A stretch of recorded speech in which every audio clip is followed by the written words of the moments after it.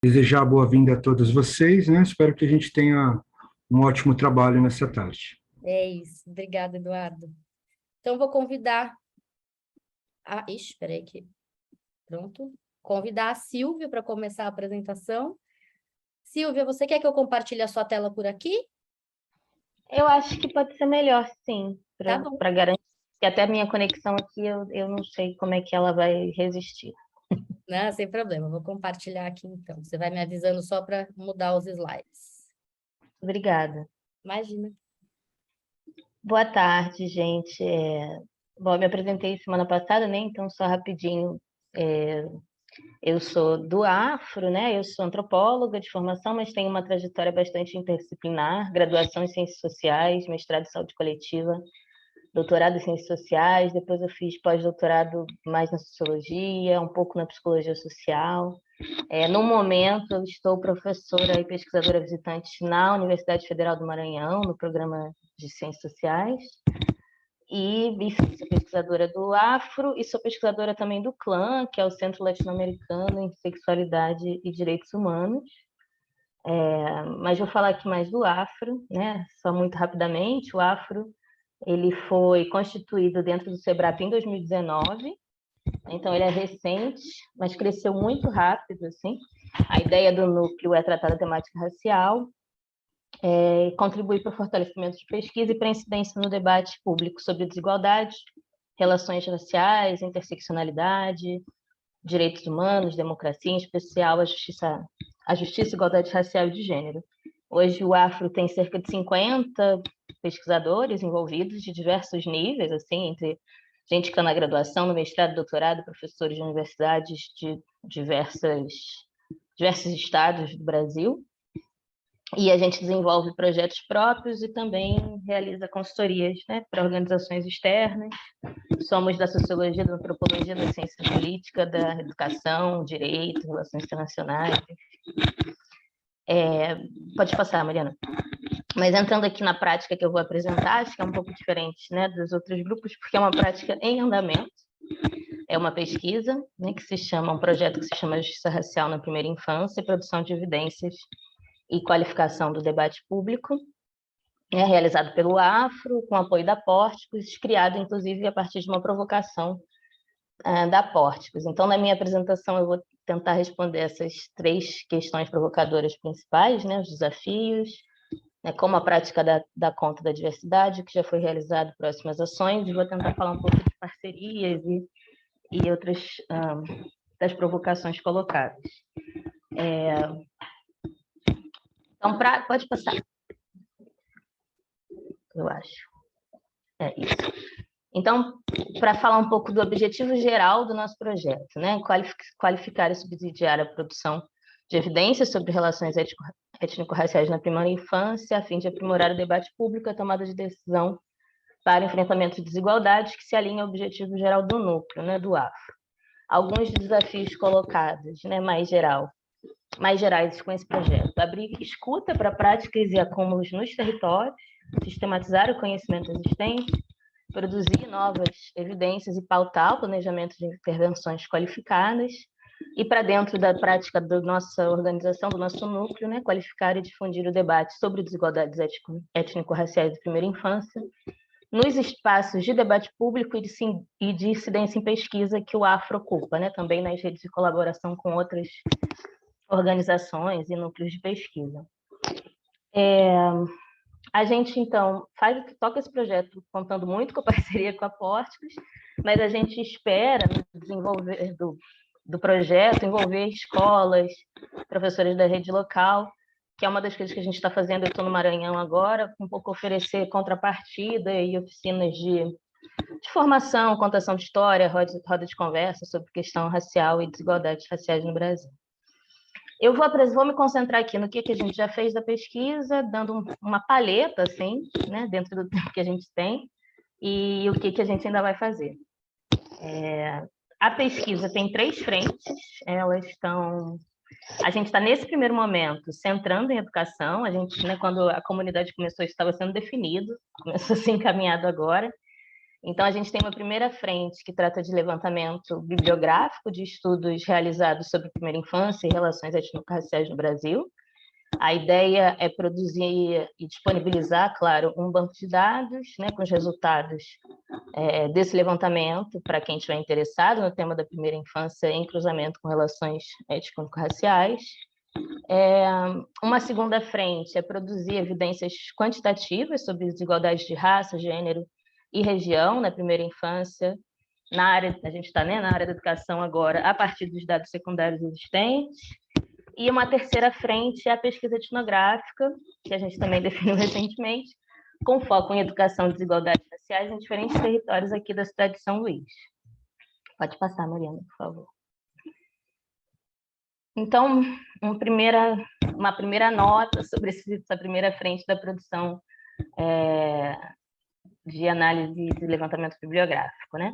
A gente tem esse primeiro recorte, que foi feito em bancos de dados bancos de dados não, né? Em fontes existentes, sobre justiça racial e primeira infância na educação infantil, né? Por uma série, eu não vou detalhar aqui por causa do tempo, mas com critérios de busca que buscasse abarcar esse universo temático, com diferentes entradas, que eu vou falar delas. O recorte temporal enfatizado é de 2003, a partir de 10.639 até 2022. A gente circunscreveu artigos publicados ou apresentados em eventos científicos e revistas científicas, tentando pensar um pouco o que está sendo referendado pelo próprio campo, né? Até o momento, a gente tem 283 trabalhos, artigos sendo analisados. A gente tem, acho que pode passar, acho que tem um gráfico. Isso é a classificação, né, só uma palheta da classificação dos trabalhos em relação ao enfoque temático. A gente tem uma maioria de trabalhos que a gente classificou como professor, que quer dizer que são artigos com foco na ação e na formação de professores. Uma segunda um conjunto que trata de crianças, né, o foco ali é a criança. Um terceiro sobre políticas educacionais, que discutem as políticas federais, estaduais e municipais de educação infantil. Outra entrada é produção acadêmica, que são trabalhos sobre o estado da arte, dentro de um recorte específico. Tem um conjunto de trabalhos que trata da pandemia, né? A educação em período de isolamento social, impactos da pandemia. E tem mais um que não está aí, que é pequenininho, que é ambiente escolar, como o espaço escolar influencia o trabalho sobre as relações étnico-raciais. A maioria dos artigos tem enfoque qualitativo, mais de 97% são trabalhos qualitativos. Tem uma grande produção, né, como aparece no gráfico, de artigos com foco em professores, né, nesse universo, e produzido por professores, né, isso é uma característica do campo, que é quem que está refletindo sobre o campo da educação infantil.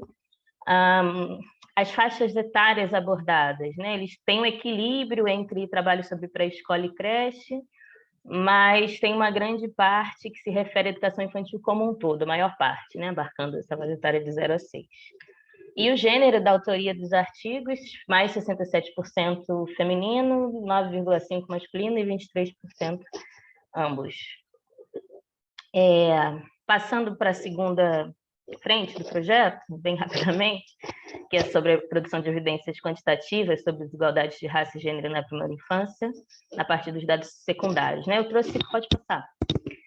trouxe, assim, alguns exemplos de dados, hipóteses que a gente está tentando trabalhar no levantamento,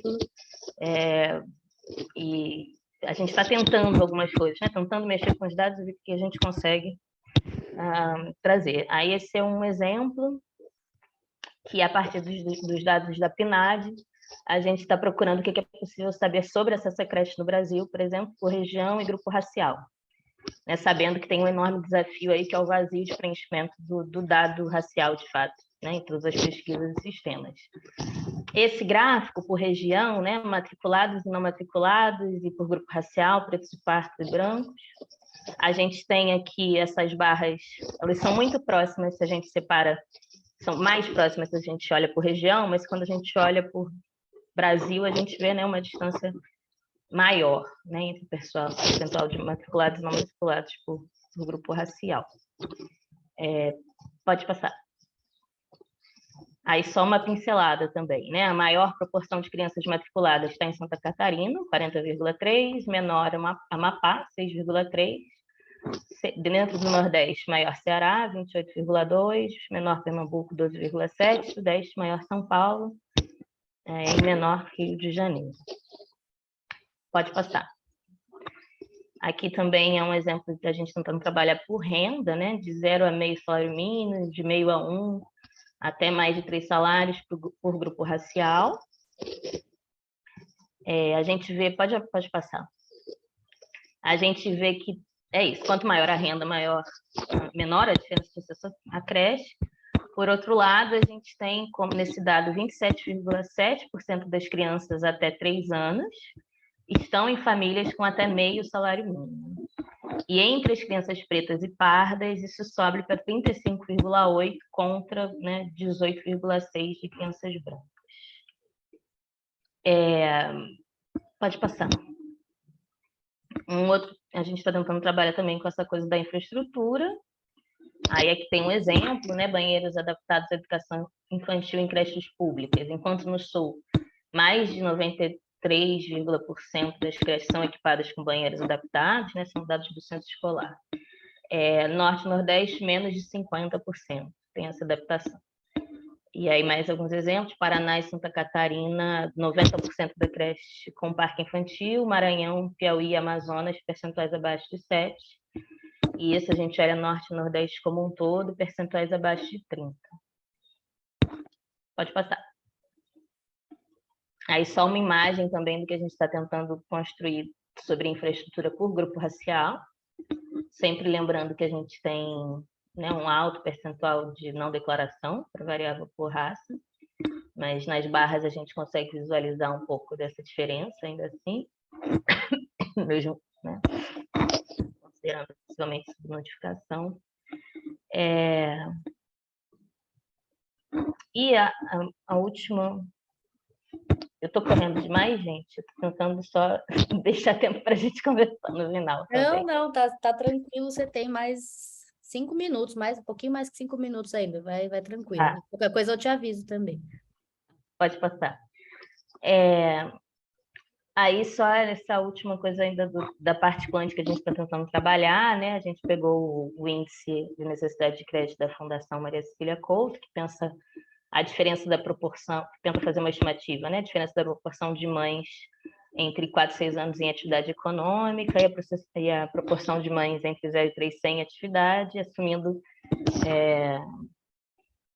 tentando assumir essa estimativa, né? Das mães que estariam no mercado de trabalho se houvesse creche disponível.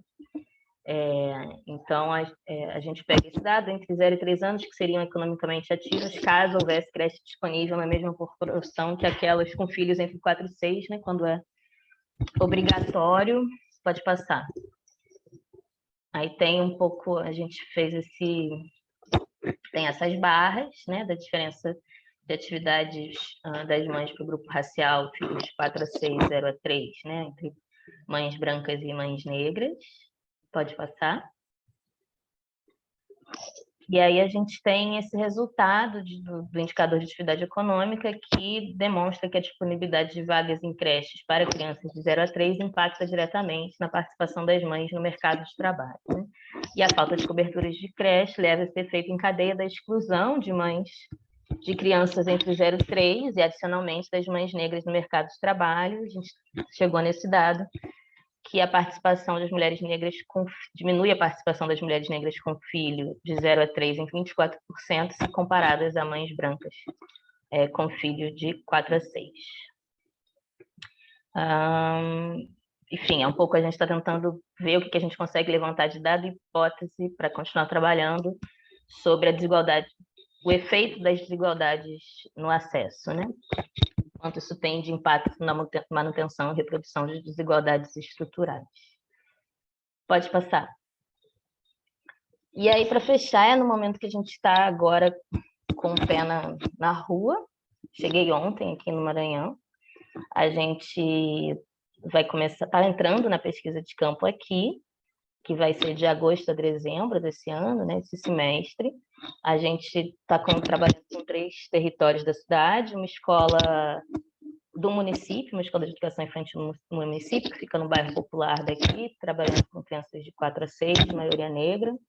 Uma creche modelo do governo do estado, que fica aqui no território do Quilombo Urbano, né? O primeiro Quilombo Urbano reconhecido do Maranhão, na Liberdade, trabalhando com 0 a 3, maioria negra, e uma escola de educação infantil num bairro de classe média, de 4 a 6 anos, de maioria branca, né? A gente tem 2 pesquisadoras trabalhando aqui na nossa equipe, que também são professoras atuantes na rede.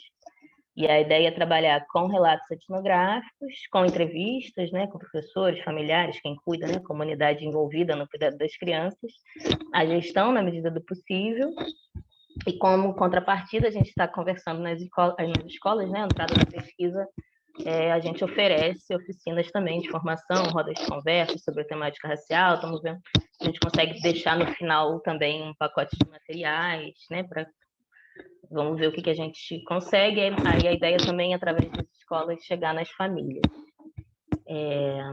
Estou terminando já, pode passar.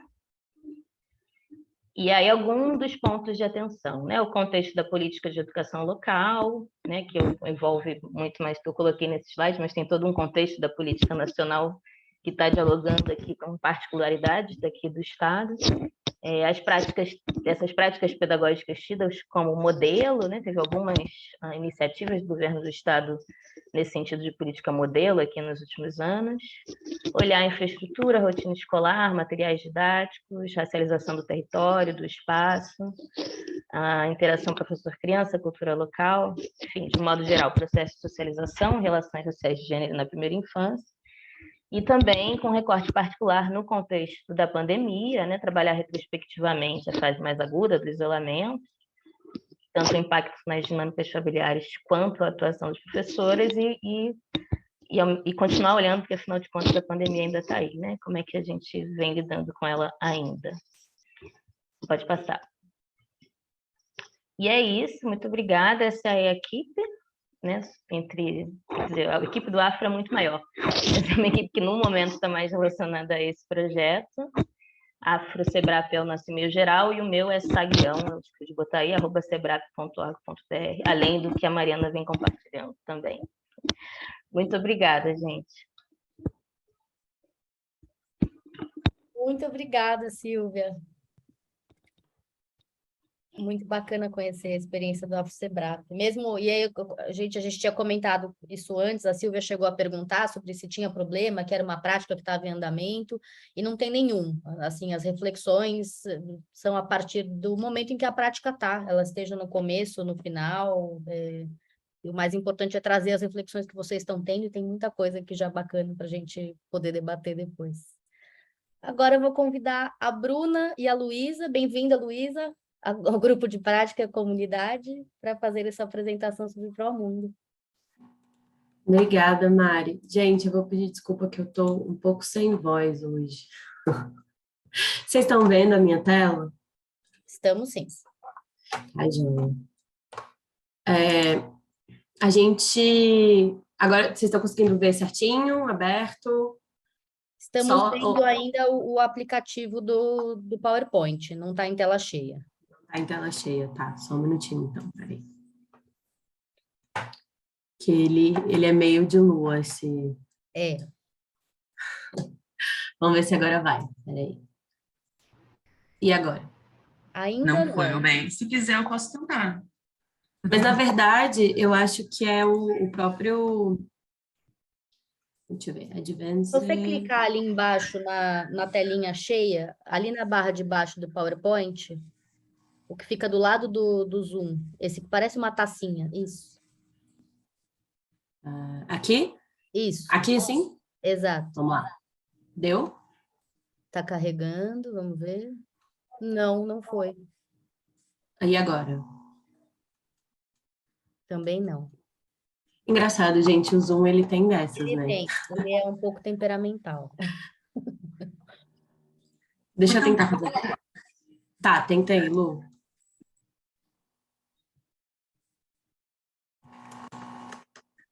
Vamos ver.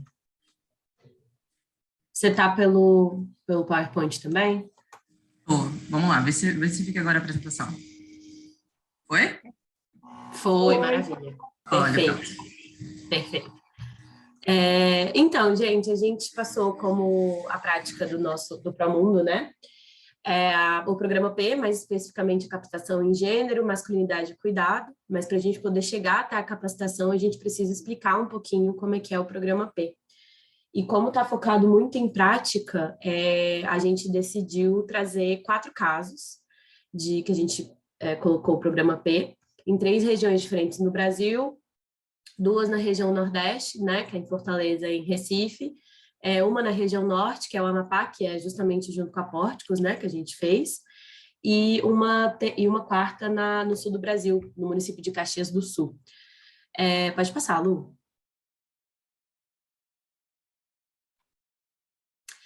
E aí, o que seria o programa P, né? O programa P é uma metodologia que foi desenvolvida pelo Promundo, né, voltada para a parentalidade e o cuidado paterno. E dentro do programa P, a gente tem múltiplas estratégias de múltiplas práticas que a gente faz para poder incentivar a participação do pai na primeira infância, né? E aí ela atua tanto com a sociedade civil, então com os pais que são beneficiários, por exemplo, do programa Criança Feliz, né, que é um programa vinculado ao Bolsa Família, quanto com gestores estaduais, gestores municipais, o pessoal da assistência social, da saúde, com o CRAS, com o SUS, enfim. Então, a gente tem, com SUAS, então a gente tem toda uma abordagem múltipla, assim, dentro do programa P. Pode passar, amiga. E aí, as etapas do programa P, elas são essas 4, né? O programa P original. Então, a gente começa com a sensibilização, e aí a Luísa daqui a pouco entra para falar um pouquinho como é que funciona a sensibilização. Mas a sensibilização das comunidades... Desculpa, a sensibilização é quando a gente faz a sensibilização mesmo das comunidades sobre a importância do envolvimento masculino dentro do cuidado na primeira infância, né? Então, essa é a parte onde a gente chega, a gente apresenta o projeto, enfim, o que seria o programa P. Logo em seguida, a gente vem com a questão do engajamento, né? Que são a aplicação de instrumentos de avaliação antes e depois. Desculpa, a gente está errado isso. O engajamento é quando a gente chama as pessoas para começarem a formar os grupos de parentalidade. Desculpa, ele copiou errado isso, era para estar explicadinho, mas mais pra frente está mais.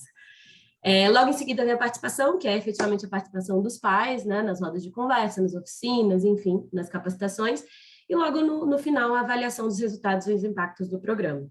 Nesse caso, a gente não vai apresentar muitas avaliações, porque são dados muito demorados, tá? Então, eu convido vocês, se vocês quiserem, a gente compartilhar com vocês a avaliação desse processo todo nesses 4 estados que eu trouxe para vocês.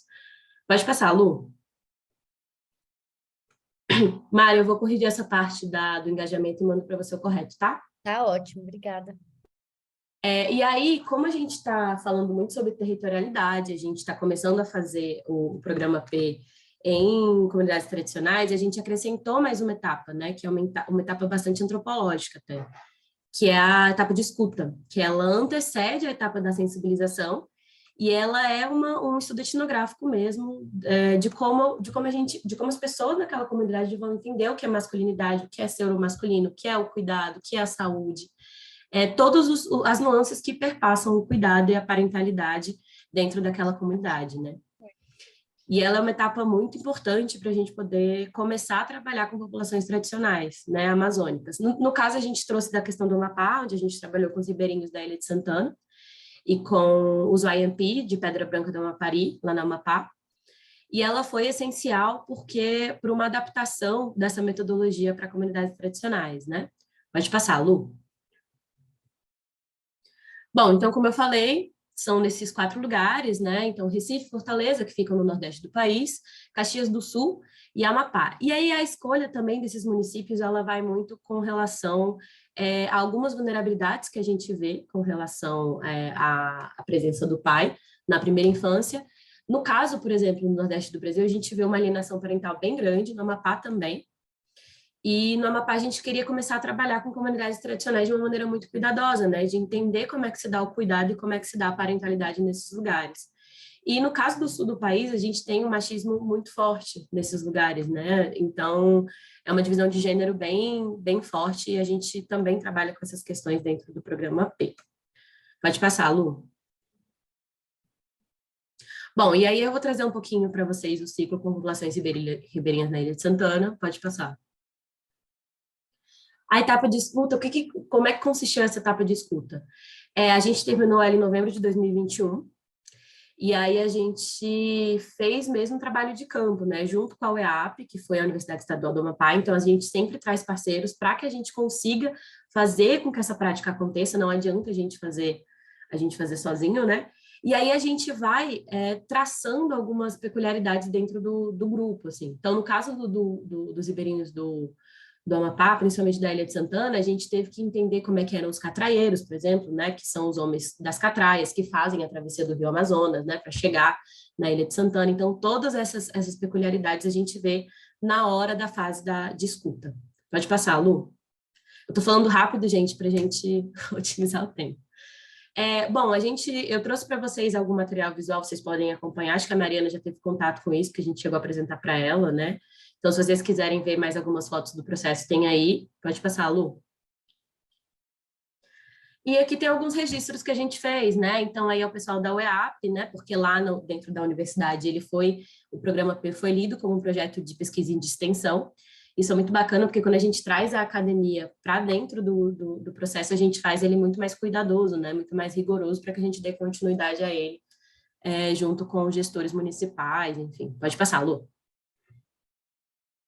Bom, e aí, dentro dessa etapa de escuta também, a gente realizou as oficinas, que foram realizadas pela equipe da UEAP, mas apresentadas previamente com o grupo de estudos, porque a gente montou um grupo de estudos antes, que abordava questões de como é que funcionava uma entrevista, por exemplo, alguns conceitos de cultura, coisas que normalmente não entrariam no programa P, mas que no ciclo de populações tradicionais ele entra.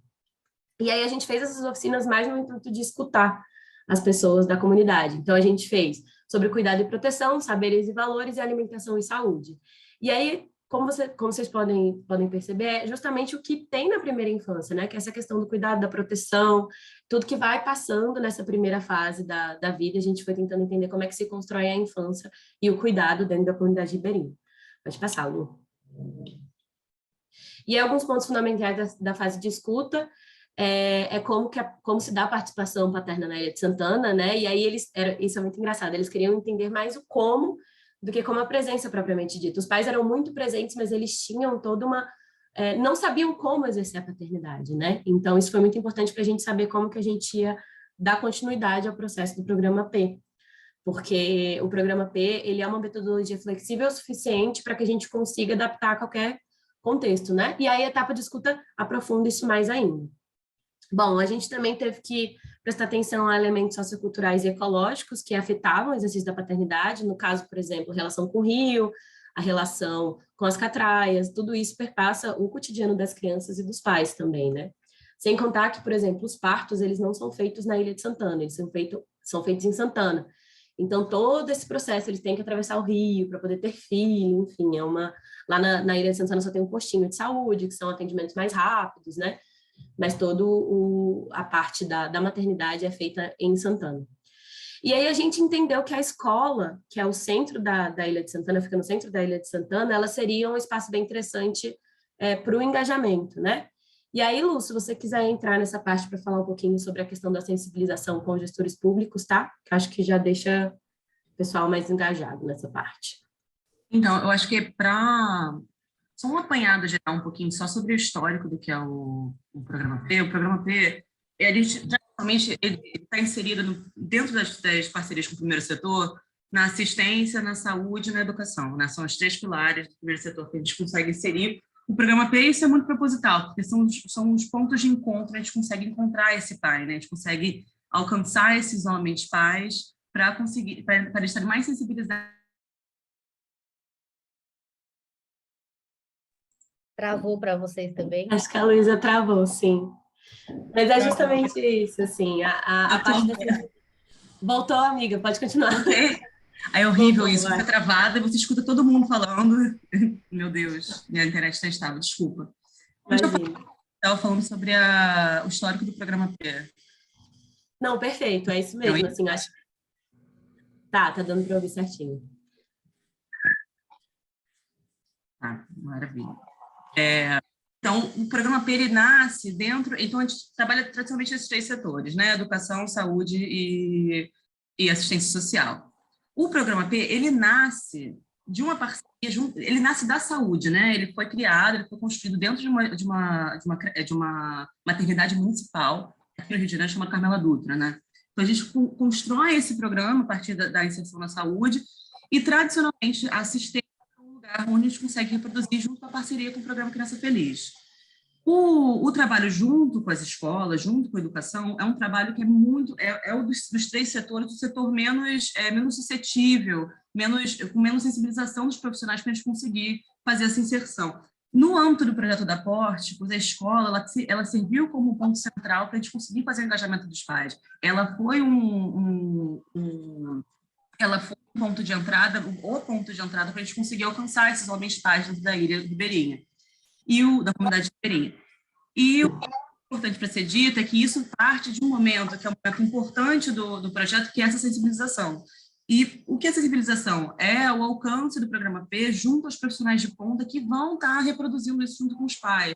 Então, a parte importante de todo o ciclo de capacitação, até a gente conseguir chegar até esses pais, a gente precisa que todos os gestores públicos que fazem parte do órgão, que também sejam capacitados, sensibilizados no programa P, da importância da participação do pai, os gestores escolares no âmbito da escola, os professores, educadores, assistentes sociais. Então, tem todo esse processo de conseguir capacitar cada um desses atores para a gente conseguir chegar à etapa, que é a etapa principal, que é o chegar até esse homem-pai. Muitas vezes a gente encontra uma relutância de entender e aceitar essa participação do pai, né? De entender o programa como relevante para o trabalho, a importância de ter um pai engajado na escola, engajado no pré-natal, engajado no cuidado na primeira infância. Então, essa parte capacita diretamente os profissionais de ponta, que são os profissionais que vão alcançar esses pais. Isso, e também até pela questão da manutenção como política pública, né, para fortalecer isso, para que os gestores eles coloquem isso como algo fundamental dentro da questão do Criança Feliz, né. Então, até para continuidade mesmo, depois que o Promundo sai, para que esses gestores tenham todo esse conhecimento para que deem continuidade à questão da parentalidade, da paternidade, né, na primeira infância. Pode passar, amiga. Aí tem algumas fotos, né, sobre a fase de escuta e de conhecimento da ilha, isso foi na escola, é uma escola municipal de criança, então, na primeira infância só tem 2 escolas lá, uma voltada para a primeira infância e outra voltada para crianças maiores e adolescentes, né? Pode passar, Lu. Esse aqui são as catraias, né, que são esses barquinhos onde a gente faz essa travessia, pode passar. Isso tudo foi a parte da fase de escuta, tá, gente? Pode passar, amiga. Tem bastante foto, gente, tá bem grande. Ah, isso é importante, volta lá rapidinho. Então, essas foram lideranças tradicionais que a gente ouviu dentro da comunidade, né? Que foi o garrafeiro. E aí, gente, é importante a gente dizer que lá está muito forte a questão do neopentecostalismo, né? E a gente só foi tendo dimensão disso depois. Mas é muito, muito interessante como o sincretismo lá do cuidado está presente, o sincretismo religioso está presente no cuidado, né? Essa questão do garrafeiro e o garrafeiro ser uma pessoa para que as mães, os pais vão em complementaridade ao tratamento médico, né? E essa do lado direito aqui é a parteira, mas que ela não está mais em atividade, né? As parteiras, elas foram sendo substituídas pela medicina mais dos médicos mesmo, né? De postos de saúde, enfim, mas ela tem um conhecimento enorme. E aí, como vocês podem ver, a gente ainda estava na saída da pandemia, né? Então, todo mundo bem mascarado, enfim, esse projeto ele acabou passando por algumas outras questões devido à pandemia também. Pode passar, Lu.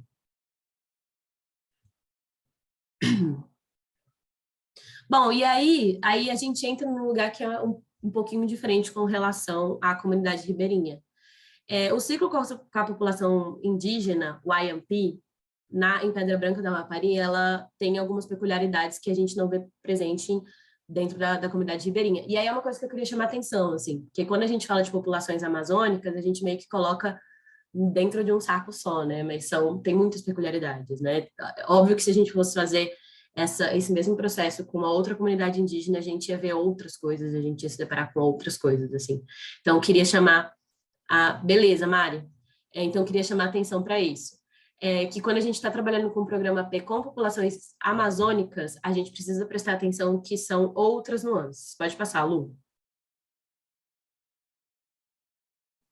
Bom, e aí foi a primeira conversa com as lideranças do IMP, na fase de escuta, né, onde a gente tinha um tradutor para conversar também com o Miguel. Eles não falam português, não é a primeira língua deles, não é a língua nativa deles. Então, a gente precisa sempre de um intérprete. E aí, para os IMP poderem abrir as portas para a gente começar a fazer a fase de escuta, a gente precisa passar por um processo de conhecimento mesmo, né, deles olharem olho no olho, deles conhecerem, deles terem essa abertura.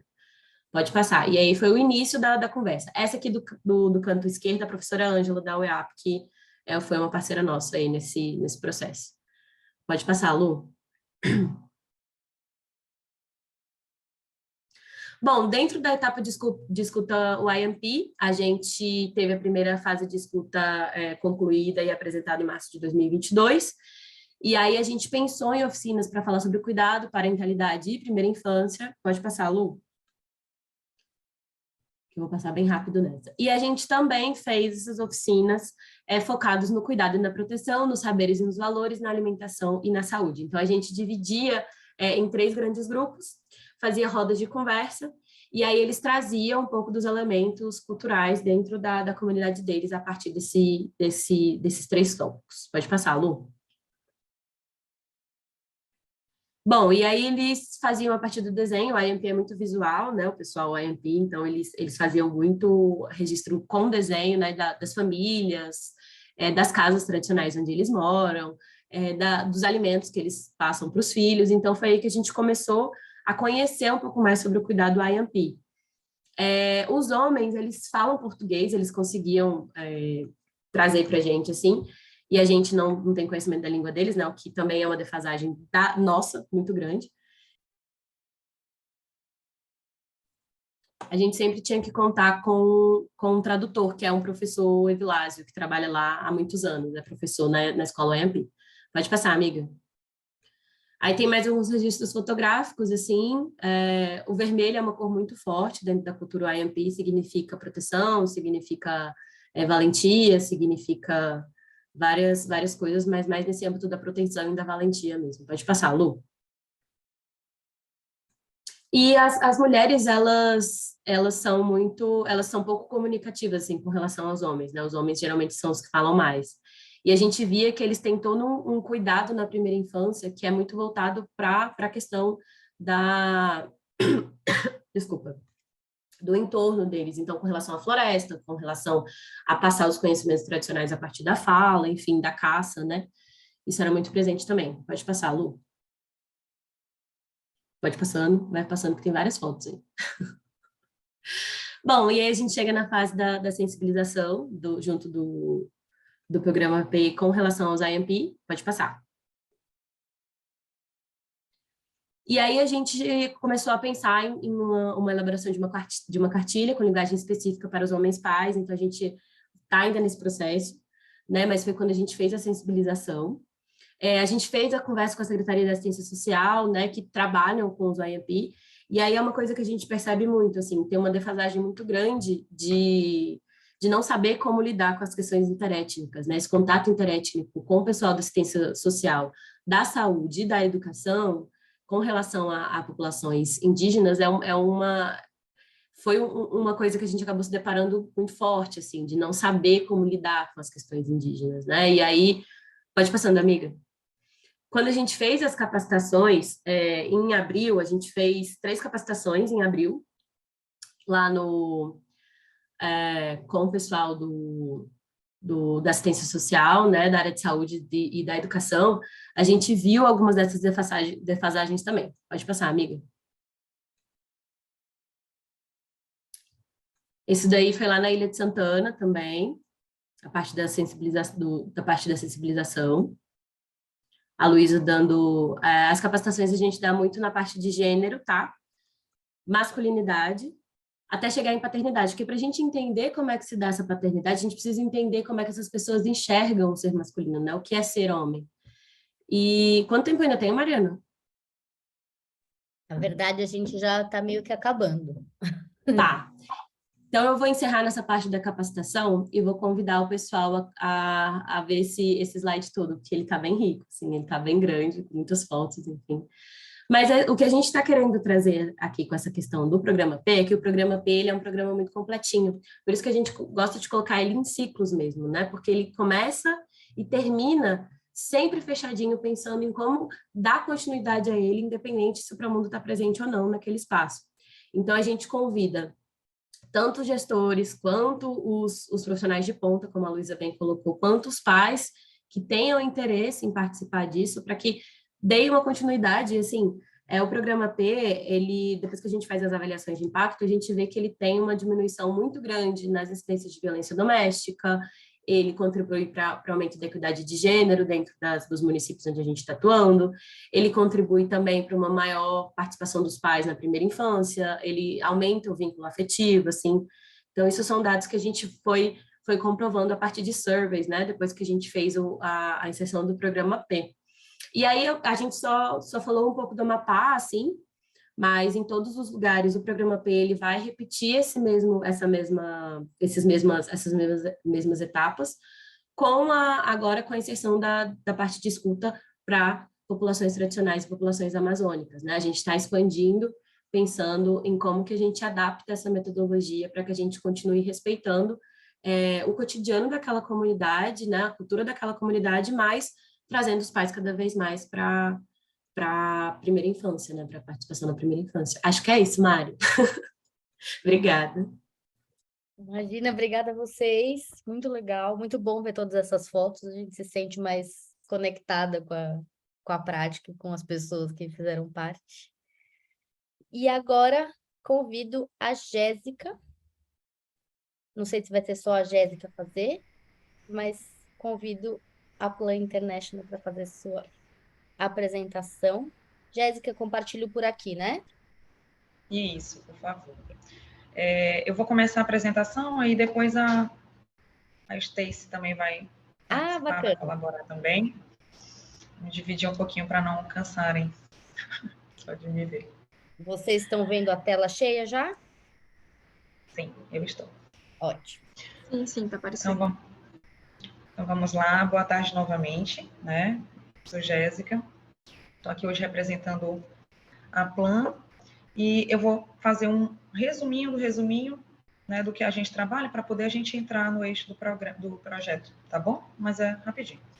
Então, porque pode ser que tenha algumas pessoas que não saibam, né, o que é a Plan. Então, a Plan, ela é uma organização não governamental, né, sem fins lucrativos, que trabalha com a promoção de direitos, né, de crianças, adolescentes e jovens e igualdade para as meninas. Então, a Plan, a nossa estratégia de atuação, ela se divide em eixos de atuação, e um dos eixos que a gente atua é o Progredir, que trabalha com as questões de primeira infância, e trabalha com foco também na prevenção às violências. Então, é dentro desse eixo programático que está o projeto Ciranda, tá bom? Então, pode passar, Mari. Falando um pouquinho do projeto, né, eu acho importante, antes da gente partir para a prática, né, para vocês entenderem o que o projeto se propõe, né? Então, o projeto Ciranda, ele, né, propõe apoio às famílias de 3 comunidades quilombolas de 2 municípios da região dos Cocais, onde a gente atua, né? Porque aqui a gente trabalha em São Luís, na Grande Ilha, a gente também atua na região dos Cocais, em Codó, Timbiras e Peritoró.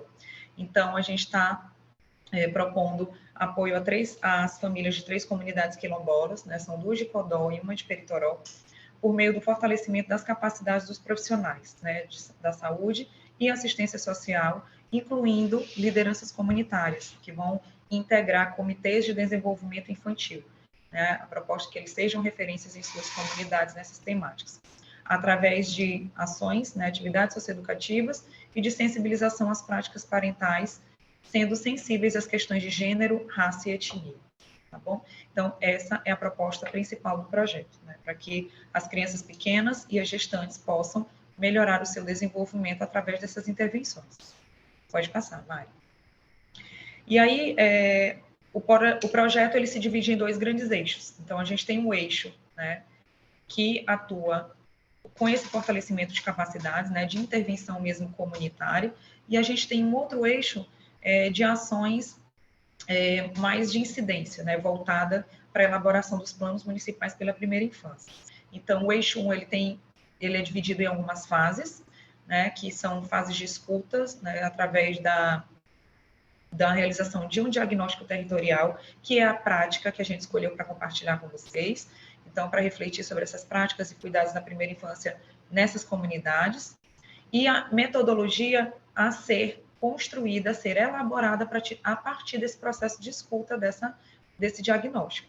Então, ele é um projeto mesmo bem com foco participativo, né, e que possa, de fato, ser desenhado, que a sua metodologia, os seus materiais possam ser desenhados a partir das reais necessidades dessas comunidades, né, sempre considerando os aspectos culturais, né, socioculturais dessas comunidades. E aí ele tem a fase da implementação desse protótipo, então tem a realização do diagnóstico, depois a gente elabora um currículo, o desenho da metodologia e a gente vai implementar. E aí a gente valida essa metodologia também com os parceiros envolvidos, que são os profissionais, para quem a gente vai ter um processo formativo, as famílias, né, mães, pais e cuidadores das crianças, lideranças comunitárias, e ao final a gente tem essa sistematização da metodologia, né, já validada, e com uma avaliação no final dessas pessoas, desses sujeitos que participaram do processo. E a fase 2, e o eixo 2, né, ele trabalha diretamente com a rede estadual Primeira Infância nesse processo, que vocês vão entender um pouquinho mais na frente, porque também que ele é essencial, né? Uma coisa está alinhada à outra. Pode passar, Mari. Aqui são só os números, né, dos beneficiários que a gente vai trabalhar diretamente, tá? Porque tem os números de alcances indiretos, mas diretamente, com 140 mães, pais e cuidadores dessas 3 comunidades, 103 crianças, né, na faixa etária da primeira infância, 30 profissionais, né, da saúde e assistência social e membros do comitê comunitário. Então, são 10 lideranças comunitárias de cada comunidade. Pode passar, Mari. Aí, aqui, falando um pouquinho, né, da nossa prática, né, que a prática que a gente escolheu para compartilhar com vocês é esse diagnóstico territorial, onde a gente realizou com o apoio de uma consultoria especializada, que é a Sankofa, né, que tem forte atuação em comunidades tradicionais e tem expertise também na primeira infância. Então, foram 15 dias de imersão nessas comunidades. A Stacy também mais à frente vai falar um pouquinho desses achados. E aí, qual é a proposta dessa prática que a gente quer compartilhar, né? Compreender os aspectos, né, que permeiam a primeira infância, nas percepções, na vivência, né, desses quilombos, e também pela visão e intervenção dos profissionais que vão participar desse processo formativo. Então, a gente trabalha com CRAS, CREAS, Unidades Básicas de Saúde, com representantes do Criança Feliz, né? E a gente acabou incluindo também as escolas, né? Isso tendo em vista os achados nesse diagnóstico territorial. Então, a gente fez esse diagnóstico a partir, né, do trabalho etnográfico, estudo territorial, entrevistas e grupos focais envolvendo esses públicos que eu mencionei. Além disso, a gente também realizou uma escuta com um grupo de crianças também, tá? Então, as escutas, elas foram direcionadas para a compreensão dos aspectos da história e lutas, né, e demandas desses territórios, compreensão, né, dos MPCCs, né, da mães, pais e cuidadores sobre primeira infância, né, como é que eles compreendem esses aspectos, como é que eles compreendem esses conceitos, o que é, atendimentos e serviços ofertados também por esses espaços de saúde e assistência dessas áreas de abrangência.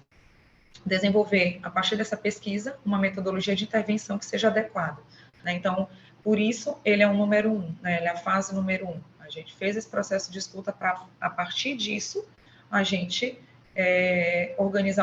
elaborar uma metodologia de intervenção adequada, né, à realidade dos quilombos, e também o currículo das oficinas para a formação desses profissionais, para que, de fato, fosse um currículo e uma metodologia que também promovesse sustentabilidade, né, após o encerramento do projeto. Pode passar, Mari. Então, a gente se propôs também, né, foram realizadas essas atividades de escuta em Codó, né, em São Benedito dos Colocados e Boqueirão dos Vieiras, e em Peritoró e Matões da Rita, né, aqui no Maranhão. E a pesquisa ela queria compreender também os fluxos, né, as dinâmicas dessa vida coletiva, do cotidiano, né, do cuidado com as crianças, dos espaços de sociabilidade dessas famílias, né, sobretudo com as crianças pequenas. Então, a gente fez também observações do cotidiano, entrevistas, né, grupos focais, com mães, pais, com líderes comunitários, né, com um grupo de crianças de 2 a 6 anos, e também a gente aplicou questionário com esses profissionais, né, para saber qual era a percepção deles, quais eram as práticas que eles estavam adotando até então, para o atendimento à primeira infância em geral, né, gestante e crianças. Pode passar, Mari. Então, a gente também queria o quê? Acessar informações sobre práticas culturais relacionadas ao cuidado, né, aos brinquedos e brincadeiras tradicionais dessas comunidades, como eles veem essas questões relacionadas à paternidade, às práticas parentais, né, e também quais os serviços eram ofertados e como eles viam a oferta desses serviços. Então, esses aspectos e práticas culturais observados, né, são a referência da metodologia. Eu falei para vocês também que a proposta é que seja uma metodologia de caráter participativo. E todo esse material ele vai trazer também fundamento para quê? Para a elaboração de um cardápio de brinquedos e brincadeiras. É ele que tá dando problema, sabia? Como assim? Eu acho que alguém está com o microfone ligado. Deixa eu ver aqui quem é, deixa eu ver se eu consigo desligar. Aqui. Apareceu o Stacy. Pronto. Então, todo esse trabalho também de pesquisa, ele também vai trazer elementos, insumos, né, para a elaboração de um cardápio de brinquedos e brincadeiras quilombolas e para o manual de boas práticas, né, para gestantes e primeira infância. Pode passar, Mari. E aí, a partir, né, dessa prática, né, a gente elencou aqui alguns desafios, né, a serem enfrentados no campo da primeira infância. E aí, quais são eles? Construção de planos de intervenção que atendam às reais necessidades das comunidades quilombolas e, ao mesmo tempo, estejam alinhados às práticas desses profissionais, né? A nossa preocupação também é muito para que eles não vejam como um trabalho a mais, que eles entendam o significado desse processo e também que a gente consiga, né, construir o currículo, a metodologia desenvolvida a partir das responsabilidades desses profissionais, né? O que eles têm que fazer dentro da UBS, dentro das escolas, que a gente acabou envolvendo as escolas também, a partir da escuta que a gente fez, e também dos centros de referência, né? Especializados, seja o CREAS ou seja o CRAS. Outro desafio é que as intervenções estejam alinhadas às práticas e aos saberes tradicionais, né? Porque a gente também se deparou, a Stacy também vai falar um pouquinho mais na frente, com os profissionais que não julgam como importante trabalhar de forma adequada com comunidades quilombolas. E para eles, o atendimento tem que ser o mesmo, a oferta de serviço tem que ser o mesmo. Envolver a educação no eixo de fortalecimento dessas capacidades, né, junto à saúde e assistência, porque no desenho inicial do projeto não estava pensado para trabalhar com as escolas, mas a gente percebeu durante esse processo de escuta que as escolas são grande referência, né, que a professora da educação infantil é uma grande referência nessas 3 comunidades. Então, para fazer um trabalho mais consolidado, para pensar nessa sustentabilidade das ações, inclusive na intervenção com as crianças pequenas, elas são referência, né, são chave, vai ser muito importante. Então, agora a gente fecha esse tripé, né, com saúde, educação e assistência. Promover o fortalecimento do trabalho intersetorial, então não deixa de ser um desafio enfrentado por conta de especificidades locais, mesmo pensando nas questões políticas, né, dos municípios. Pautar a primeira infância nesses municípios, junto às comunidades, junto aos espaços de intervenção direta do projeto e também junto aos tomadores de decisões. Então, a partir também desse diagnóstico, a gente percebeu também diversas questões a serem modificadas no sentido de incidência mesmo, de fazer com que as políticas cheguem nos quilombos e que os serviços, de fato, sejam ofertados como devem ser. Então, tem todo um processo de trazer a primeira infância como prioridade, incidir para que as políticas de proteção sejam garantidas, né, como eu falei agora há pouco, sobretudo nas comunidades quilombolas, pautar fortemente a primeira infância e as relações étnico-raciais, desde as atividades comunitárias com as famílias, até as oficinas de elaboração dos planos municipais. Então, é bem aqui que o eixo 1 se casa, né, se alinha com o eixo 2, porque a gente precisa pensar também nessas políticas, né, de pensar um plano municipal pela primeira infância que veja que todas as infâncias, né, a infância quilombola, a infância ribeirinha, a infância indígena, então, há esse equilíbrio. Então, a gente fortalece as capacidades dos profissionais, fortalece as capacidades das famílias para que elas reconheçam os seus direitos e suas, né, reais necessidades, e ao mesmo tempo a gente trabalha com o poder público para que isso seja garantido. E promover a cultura do cuidado da primeira infância junto a essas famílias, através das visitas e oficinas com os MPCCs. Então, é pensar a primeira infância mesmo como pauta principal em todos os espaços de atuação do projeto. Pode passar, Mari, vou tentar. Aí, aqui, a partir daqui, a Stacey vai trazer um pouquinho, né, por que a gente tem aqueles desafios, ela vai trazer alguns aspectos, alguns achados nesse diagnóstico, e vai responder um pouquinho das outras duas perguntas propostas aqui pelo grupo, tá bom? Gente, desculpa se eu falei um pouco rápido, mas no final vocês podem perguntar, porque também eu falo muito rápido. Boa tarde, me chamo Stacey. Eu vou trazer alguns aspectos, né, desse diagnóstico de campo que foi realizado. Como a Jéssica falou, né, foram 15 dias dentro das comunidades. A gente dividiu esses 15 dias, né, entre as 3 comunidades. E é um momento, assim, muito importante, é muito interessante para mim, né, enquanto facilitadora do projeto, porque sempre senti a necessidade muito grande de conhecer essas comunidades, principalmente essas histórias, né? Sempre sabia que ia ter alguma coisa dentro delas que era muito importante para a construção do projeto. Então, por isso, acompanhei bem de perto mesmo esse período. Como a Jéssica falou, né, a gente fez essa atividade a nossa prática foi desenvolvida dentro de 3 comunidades. Uma das primeiras coisas que a gente fez ao chegar em campo foi tentar compreender os aspectos territoriais das comunidades quilombolas, né? Não existe primeira infância nenhuma de nenhum povo, comunidade tradicional, se você não analisa a primeira perspectiva territorial, né? O território é todo aquele ambiente que compreende os aspectos cosmológicos, ontológicos, né, as cosmovisões daquele povo, daquela comunidade. Então, é importante que a gente entenda esses aspectos territoriais, porque isso norteia tudo, inclusive como é construída a primeira infância. E, então, dentro das comunidades, assim, um histórico muito grande de conflitos territoriais, né, de conflitos ambientais, e, assim, Matões da Rita é uma comunidade quilombola que se libertou há 30 anos do trabalho escravo. Então, assim, a construção dessas crianças que viviam ali naquele período onde os pais trabalhavam de forma escrava, eram crianças que eles falavam, eu não brinquei, porque a gente vivia de forma escrava, eu tinha que trabalhar o dia inteiro. Então, assim, isso norteia muito como é que foi o cuidado desses pais e como esses pais hoje cuidam seus filhos, né? Então, Matões da Rita, a comunidade, depois da década de 90, conseguiu, né, a posse da terra, mas não tem a certificação Palmares, São Benedito dos Colocados, é uma comunidade que que conseguiu recentemente a certificação Palmares, mas ainda possui, assim, um conflito bem grande relacionado à titularização da terra e também às ameaças que as lideranças sofrem. Boqueirão dos Vieira não possui nem a titularização e nem a certificação Palmares, mas foi uma comunidade que algumas lideranças, né, os mais velhos ali, como o Sr. João Doutor, construíram movimentos quilombolas aqui no Maranhão. A gente, dentro dessas comunidades, existe assim, uma grande incidência da Igreja Católica e neopentecostal, e tendo, assim, em alguns momentos, um tabu aos aspectos religiosos, né? Então, você não sabe, pouquíssimo momento se fala de outras religiões que são desenvolvidas dentro do território, e falam num tom, assim, muito escondido, né? Então, me contaram algumas vezes, porque eu sou também. Então, por saberem que eu sou, me contaram em determinado momento que eram, né? Ou tentavam brincar comigo para saber se eu sabia o que era a brincadeira do Terecô, que é uma religião muito desenvolvida aqui na região do Maranhão, nessa região dos Cocais.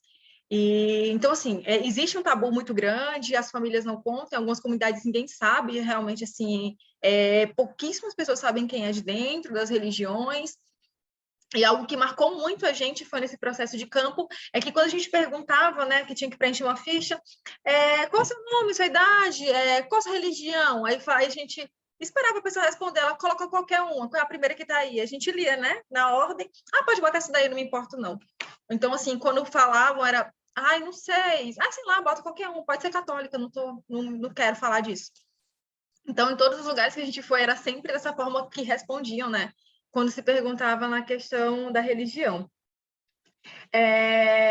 Existe também, os territórios eles foram muito construídos, né, através dos babaçuais, e isso traz no norte uma noção muito grande para a construção dessas comunidades e como eles enxergam a primeira infância, quais as brincadeiras. Por Matheus da Rita é uma comunidade que foi construída junto com a relação do coco babaçu e dos babaçuais ali na região de Peritoró, Peritoró e Codó, né, que fica no limite. Então, o coco babaçu está sempre ali, inclusive nas cantigas que eram cantadas antigamente, nas cirandas e na forma como os pais tinham esse pouco tempo com os filhos quando ainda trabalhavam de forma escrava, né, na década de 90. E como eu falei, né, existe um forte racismo ambiental que desemboca em diversas violências, conflitos agrários, ameaça de diversas violações de direitos. Isso também é uma forma que enfraquece as questões, né, identitárias, né, porque nenhum deles falam que não são quilombola ou que não são pretos, mas eles não deixam de falar em alguns momentos, né? Claro que tem pessoas que falam que não gostam de morar em quilombo, que não quer ser quilombola, outros falam que não são pretos, mesmo assim sendo pessoas de cor, né? Então, falam que não são, que não querem ser, que são... Tentam sempre buscar uma categoria que embranqueça a sua pele. E isso vem muito do racismo, né? Porque eles sofrem constantemente, que eles relatam nessas práticas de campo. Então, como eu falei, também existe um enfraquecimento da identidade. Durante as oficinas que a gente fazia com as crianças, era assim, crianças pretas de cabelo crespo se pintando como crianças brancas de cabelo liso. Então, assim, essa é a realidade. A gente via também dentro das salas de aula, quando eu estava observando, e até mesmo nos outros momentos que eu fui para as comunidades, eu ficava ali observando as aulas das professoras entre um tempo e outro livre que eu tinha, até começar as oficinas. Elas falavam, né, sobre... reproduziam muitos estereótipos coloniais, né, as professoras. E a gente notava que aqui são escolas que pegam crianças muito novinhas, né, algumas a partir de 4 anos e outras a partir de 1 ano e meio. Então, essas professoras, elas passam muito tempo com as crianças e elas têm um potencial muito grande, né, de estimular essas crianças, fortalecer as questões identitárias. Os quilombos, ninguém nega que moram em quilombo, alguns, né, grande parte não nega que mora ou que vive no quilombo, que é quilombola, mas ao mesmo tempo parece que a identidade quilombola ela não está ligada, atrelada à sua vida, assim, é algo que falam para os de fora. E aí a gente pode entender diversas perspectivas, uma delas é a questão do racismo, que é muito grande na região, e por isso acabam tendo essa disruptura identitária. Aí você pode passar. A família também, né, não sabe descrever as fases da primeira infância, eles não conseguem descrever, a gente tentava perguntar, tá, mas seu filho faz o que agora? Ele caminha, ele anda? Não sei, assim. As famílias também não compreendem muitas fases de desenvolvimento da criança. Os jogos e brincadeiras, apesar deles não entenderem as fases da primeira infância, os jogos e as brincadeiras estão ali o tempo todo para estimular aquela criança. Seja nas cantigas, seja através das brincadeiras bem típicas bem brincadeira de rio, de riacho, na mata, o passarinhar, que é quando os meninos vão para a mata caçar passarinho. Então, tudo isso eles colocam como... Eles fazem isso como uma brincadeira dentro dos territórios, a própria produção, né, de carrinho, de balanço, de bambolê que eles fazem. Então, isso foram algumas coisas que a gente obteve no diagnóstico territorial. Outras coisas relacionadas ao SGD, né, o Sistema de Garantia de Direito, que o SGD assim, ele é bem precário. De forma geral, a comunidade Matões da Rita é a única que recebe atendimento da FESMA, que é voltada para a população quilombola, né, com atendimento quinzenal da saúde proporcionada para comunidades quilombolas, é a única que recebe, as outras comunidades não têm atendimento algum, né, dentro nem CRAS, nem CREAS, nem visita, assim, um agente de saúde não, assim, grande parte falam que o agente de saúde não visita as comunidades, então já tem uma falha muito grande no aspecto da saúde, de atendimento de assistência social. Os profissionais, eles não têm nenhum atendimento contextualizado, inclusive muitos não compreendem que é preciso ter um atendimento contextualizado a essas comunidades, criticam alguns modos e práticas culturais que essas famílias têm relacionados ao cuidado, quando essas famílias se deslocam até o atendimento da UBS, que é muito longe, né? Boqueirão dos Vieiras para Codó é muito longe. Então, assim, eles têm que pagar R$150 ida e volta, né, para vir do quilombo até a cidade. Isso é um valor muito alto, né, para a realidade. Tanto entre o SGD como entre os MPCCs, né, não há visão muito difundida, né, do que é da importância da primeira infância. Não existem programas contínuos, né, relacionados à parentalidade da primeira infância. A única comunidade que é atendida, inclusive, pelo Criança Feliz é só Matões da Rita, mas é um número bem reduzido comparado a outras áreas da região. E as escolas, elas não têm uma política de implementação da educação contextualizada, tanto que eles continuam vendo um livro com só personagens brancos, com a história de que o Brasil foi descoberto, colocando a população quilombola apenas como uma população que foi escravizada, né, e perdendo todos os aspectos importantíssimos para que faz parte, né? As pessoas que foram escravizadas, elas viviam em contexto de escravização. Mas, para além disso, existia uma riqueza cultural muito grande, existiam outros aspectos, e não, só focam nos livros que as crianças veem, nas historinhas, é tudo que foram escravizados e se reduz a isso. Pode passar. E já está terminando. Então, prática, né, e diversidade na primeira infância, né, como a gente viu, a gente quer compreender essas particularidades, né, essas singularidades que tem dentro desses territórios de quilombola, como eles compreendem essas questões, né, relacionadas a gênero, raça e etnia. A gente também quer compreender muito o campo da primeira infância, e a partir disso a gente vai desenvolver, né, um olhar particular, um olhar, né, muito particular, e que valorize os aspectos, os saberes e as práticas tradicionais daquelas populações, né, fortalecendo isso e fortalecendo outros conhecimentos que a comunidade tem relacionados à primeira infância. A nossa metodologia ela é participativa, tanto que a comunidade está a todo momento dentro do processo do projeto, de aprovação, inclusive, das práticas de intervenção. Teve, durante todo o processo de escuta, que para a gente foi algo muito importante, né? Se a gente não escuta essas comunidades, o projeto ele nunca é voltado para elas, né? Então, cabe a gente escutar, ouvir e, a partir daquilo, moldar o nosso projeto, né? E não a gente moldar a comunidade para ser encaixada no nosso projeto. Aí você pode passar. Aqui são alguns parceiros, né? Nossos parceiros CRAS, as UBSs, o Projeto Criança Feliz, os líderes comunitários, os cuidadores, né? A REP, que é a Rede Estadual da Primeira Infância, e os professores das escolas do ensino infantil. Pode passar. Aqui são os nossos próprios passos, né? O currículo está sendo elaborado para a gente realizar as oficinas, a gente vai apresentar as comunidades e validar, a gente está começando a realizar os encontros formativos com o SGD, mas vamos logo mais realizar com os MPCCs e os comitês. Vamos estar elaborando o plano de intervenção, que já está no processo de elaboração do plano de intervenção, então vamos reelaborar um cardápio de brincadeiras e brinquedos, que vai ser importantíssimo para o PCF, que atende na comunidade quilombola. Vamos logo mais realizar as visitas domiciliares, né, e as oficinas, e vamos sistematizar nessa metodologia e validar junto com a comunidade. Pode passar. Aqui com algumas aprendizagens que a gente teve, a gente pôde compreender um pouco mais de como essa comunidade, as comunidades de modo geral, pensam a respeito da primeira infância, o que para elas é a primeira infância, como é que elas veem esse momento de cuidado e as práticas relacionadas a essas crianças, né, de 0 a 6 anos, inclusive os cuidados com a gestante. Compreender também como é a limitação dos profissionais e como a gente pode incidir para que esses profissionais, né, após o projeto encerrar, eles continuem atuando nessas comunidades, né, de uma maneira com atendimento mais contextualizado, e que, de fato, volta essas comunidades, realizem seus atendimentos. A escuta, né, nos compreende, nos coloca para compreender não só os aspectos da primeira infância, mas também como todos os aspectos culturais e históricos dessas comunidades, que é importantíssimo, inclusive, para mim, saber como atuar e desenvolver atividades dentro das comunidades. A gente também vai integrar dentro, né, aprender também de que forma que esse sistema de garantia atua, porque em alguns momentos esse atendimento chega até a comunidade, chega de maneira muito boa, principalmente as escolas comunitárias. Grande parte das escolas são professores quilombolas, né, que tem uma grande parte que não é, mas a maioria são professores quilombolas, então, assim, até mesmo o processo deles quererem se estimular para fazer uma retomada da escola, apenas com professores quilombolas, isso é muito importante. A gente vai conhecer, né, todo o cardápio de brincadeiras e brinquedos que essas crianças têm, que são diversas brincadeiras e brinquedos, que isso proporciona a gente realizar o dia do brincar já com as brincadeiras que a comunidade pensa em reativar e reavivar, já que as crianças hoje em dia estão mais em outros tipos de brincadeiras.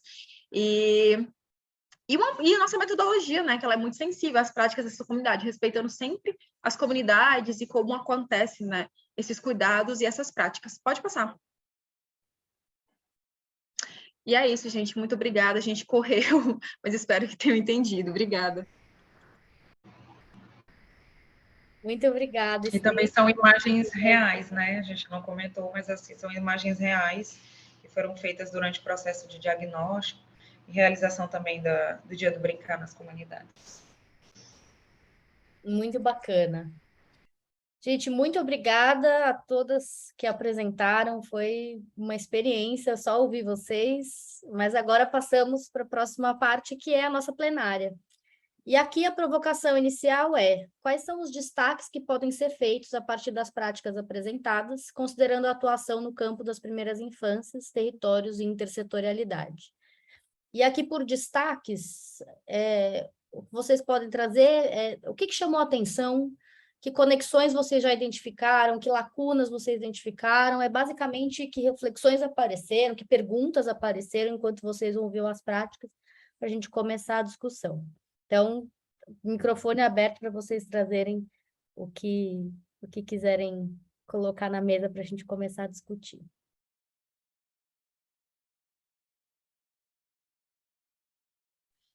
Eu achei muito importante, eu gostei muito do projeto das meninas do Promundo, perdão se eu estiver falando o nome errado, mas eu achei muito interessante, principalmente a respeito das práticas culturais. Eu sou muito apaixonada por práticas culturais, assim, é algo que eu gosto muito, e acho também que vem muito da minha área também de formação, e eu acho muito importante quando a gente volta esse olhar para o processo de escuta, assim, acho que nada que a gente consegue fazer sem ouvir essas comunidades para onde esse projeto vai retornar, a gente não consegue ter êxito nenhum. Eu acho isso muito interessante porque, em Sobreditos Colocados, em alguns momentos, tem alguns projetos que têm dificuldade. E aí, quando a gente passa mais tempo na comunidade, a gente entende, então é por isso que esse projeto não consegue tanto êxito. Porque para eles isso é uma barreira. Então, se a gente consegue virar essa barreira por outras formas, é muito interessante, porque a comunidade cria confiança na gente. Eu acho que o processo de fazer a escuta é maravilhoso. A gente se depara com tantas histórias, com tantas perspectivas culturais que às vezes não passam pela nossa cabeça, fora também todo o conhecimento que a gente tem, assim, e aproxima a gente da comunidade, porque eu via na comunidade, depois que eu fui passar esse tempo inteiro, indo todo o tempo lá, né, minha relação com a comunidade mudou, inclusive, acho que facilita também sobre a própria implementação do projeto, né, as pessoas acabam tendo confiança de contar suas histórias, de falar suas narrativas. Isso é muito interessante. Eu gosto muito de projetos que voltam para comunidades tradicionais. Na verdade, eu gosto e eu acho que é o único, é o correto que a gente tem que fazer. A gente não consegue mudar um projeto se a gente não vai e escuta quem a gente vai receber. E quando eu trabalhava com os Warau, eu sempre ouvi muito deles falando, né? Então, se você faz um projeto e não fala comigo, o projeto não é para mim, é para você. E isso eu carrego para a vida, né? Porque eu atuava enquanto antropóloga assessora deles. Então, eles falavam constantemente isso para mim, para falar para a prefeitura que tinha projeto. E eu carrego isso que o Guerreiro me falou, assim, com uma frase, assim... O Guerreiro fala pouquíssimo português, mas ele falava essa frase, assim, e eu entendia, né? Porque era a grande fase dele com a prefeitura. E ele falava, Stacy, repete exatamente o que eu falo. E eu tentava repetir. E era isso. Então, assim, a escuta é necessária. Então, se a gente não consegue ouvir essas comunidades antes de mudar um projeto, o projeto nunca vai ser para eles, né? Porque não tem a participação deles. E eu acho isso muito interessante. Gostei muito das fotos com os IAMP. E, assim, é muito maravilhoso também ver as outras formas de paternidade. Porque talvez o que a gente pense como paternidade, como machismo, para eles não é. Assim, são outras relações, são outras cosmologias. E isso é muito importante. Posso falar, Mari? Claro. Eu, na verdade, eu até fiz umas anotações assim de uns pontos em comum, né, que eu vi que eu achei bastante interessante, que transversalizam, que perpassam todas as práticas hoje aqui compartilhadas. E aí eu percebi a preocupação com a intersetorialidade, né, eu acho que é comum entre as três práticas aqui hoje. A questão do brincar, né, do pensar o brincar. Eu acho que foi a primeira apresentação que trouxe a questão das creches, né, das escolas, e eu até anotei aqui, 7% das escolas do Maranhão, das creches, não tem espaços adequados a brincar, realmente é uma realidade, e aí eu... Travou para vocês também? Travou, acho que também a estava um Jéssica pouco para cá do travou. projeto que a gente... Vocês estão me ouvindo, gente? Eu Travou. travei, Agora né? sim, estava travada, Jéssica. Ai, gente, meu Deus, aconteceu a mesma coisa. Paramos no 7% das escolas, das creches no Maranhão. Eu anotei que 7% das escolas, né, aqui do Maranhão não tem espaços adequados a brincar. E aí eu falei isso também como uma preocupação que aparece também aqui no nosso projeto no Ciranda, que é o brincar, né, como um direito para o desenvolvimento integral das crianças pequenas. As infâncias, né, todas as infâncias, a infância indígena, quilombola, ribeirinha, então, aqui também se perpassa por todas as práticas. A questão das masculinidades, quando se pensa a questão da paternidade, aí também trouxeram dados das mães fora do mercado de trabalho, porque não tem creches para deixar suas crianças pequenas, o envolvimento, né, dos pais na questão do cuidado e na primeira infância, que é culturalmente colocada como uma responsabilidade da mulher. O envolvimento das famílias, né, também foi outro ponto em comum que eu percebi aqui, quando a gente traz as mães, os pais, os cuidadores para fazerem parte desse processo. E a preocupação com as tradições, né, com as culturas, com os saberes locais, né, os processos de escuta também foi outro ponto em comum. E outro, a questão da sustentabilidade das ações, né, eu acho que também foi uma preocupação que perpassou por todos aqui. Então, foi só alguns elementozinhos que eu anotei, que eu coloquei aqui, queria compartilhar com vocês. E, assim, parabenizar por todas as iniciativas. Eu também sou muito encantada, sou muito apaixonada por todas as ações e iniciativas que remetem à primeira infância, que, para mim, assim, já dizia o meu, quando eu entrei na Plan 9 anos atrás, que eu trabalho também há 9 anos a Plan aqui com primeira infância, desde que eu entrei, não tem como a gente sair, né? Assim, eu sou apaixonada. Então, assim, parabéns a cada uma que compartilhou aqui. Muito obrigada, Jéssica, pelas contribuições, pela sistematização que você já fez, as conexões, foi ótimo retomar. Bruna? Nossa, assim, eu não fui tão organizada quanto a Jéssica, mas eu queria trazer isso também. Eu achei que tiveram muitos pontos em comuns, assim, em todas as práticas de hoje, né? E aí eu acho que isso é muito legal pela troca. Eu acho que talvez se não tivesse esse espaço da comunidade de aprendizagem, a gente talvez não tivesse conseguido saber como é que funciona o projeto do outro e tal. E aí, quando a Stacy falou assim, nossa, eu achei muito bacana, também eu estava aqui pirando, Stacy, com a apresentação de vocês, assim, achei muito bacana. Então, acho que é isso, assim, e aí eu acho que é muito bacana, por exemplo, quando a Silvia começa a falar também, aí ela traz a questão do viés antropológico, né, dentro do Afro-Sebrap, eu acho que é isso mesmo, assim, não dá para a gente pensar em fazer um projeto para as comunidades tradicionais só, mas né? Não tem como a gente fazer achando que vai ficar só para gente, enfim, eu acho que a sustentabilidade tem a ver com o processo deles também, né? Então, acho que isso é muito importante, assim. E é pena que não deu tempo de vocês verem todas as fotos, tinha muito mais coisas lá para frente. Meu poder de síntese é zero, assim, eu achei muito legal a Stacy, a Silvia e a Jéssica falando isso, porque realmente vocês foram muito sintéticas, deu super para compreender, assim. E é legal quando a gente pensa por outro viés, assim, eu sempre bato nessa tecla, mas a questão de você trazer o pai no cuidado abre muitas outras portas, assim, né, para a gente pensar como é que se dá essa dinâmica familiar e tal. É muito, muito interessante isso, assim. Luz, quiser falar alguma coisa? Acho que a Miriam está com a mão levantada, né? Miriam, depois Luiz. Mas pode falar na minha frente, não tem problema nenhum. Se a Lu quiser falar.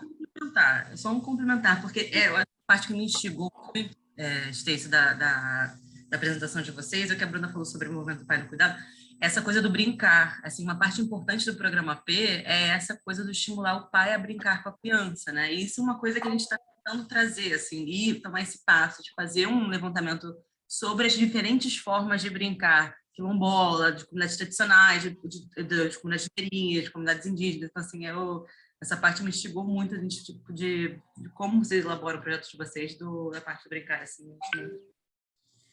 Desculpa, Miriam, é só isso mesmo. Imagina, eu só levantei a mão para parabenizar, desde a pesquisa que a Silvia apresentou, da Afro, né? A gente tem visto muito isso, está ficando, eu acho que já é evidente há muito tempo, mas agora está vindo para as pesquisas e está sendo mostrado, né? Como a mulher mãe negra fica sem um espaço na nossa sociedade, né? Sem um espaço de trabalho, sem um espaço de cuidar do filho, sem o acesso à creche, e vai cada vez tirando direitos.